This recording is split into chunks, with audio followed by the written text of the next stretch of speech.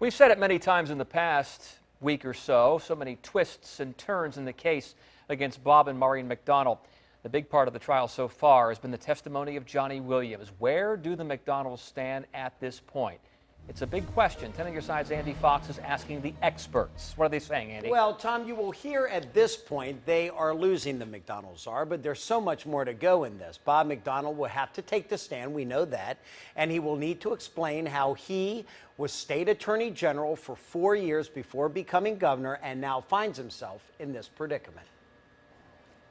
Yesterday, Johnny Williams was described by former Governor Bob McDonnell's political operative as a little bit of a snake oil salesman. Attorney Sonny Stallings. When he was on the stand, he was selling.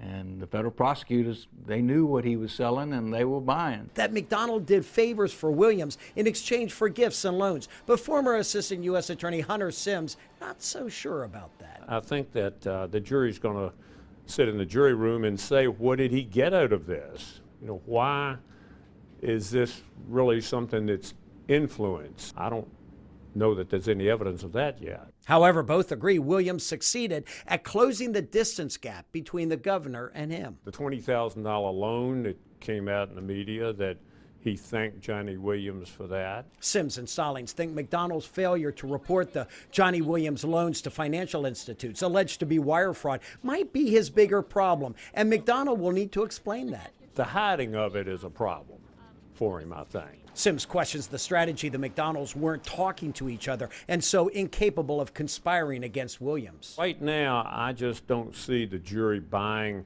the fact that the McDonnells were not speaking to each other. Sims also thinks prosecutors erred in unnecessarily showing wedding video of Kayla McDonnell's wedding that Williams helped pay for that ended up making her cry on the stand. You've got to make sure that the jury doesn't think you're picking on somebody.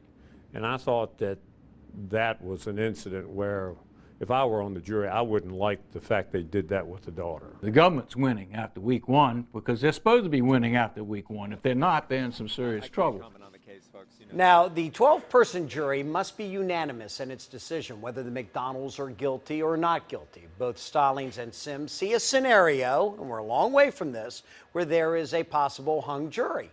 Stallings thinks if that happens, both sides would be left scrambling for a deal because he doesn't think they want to go through this again. I'm Andy Fox, 10 on your side.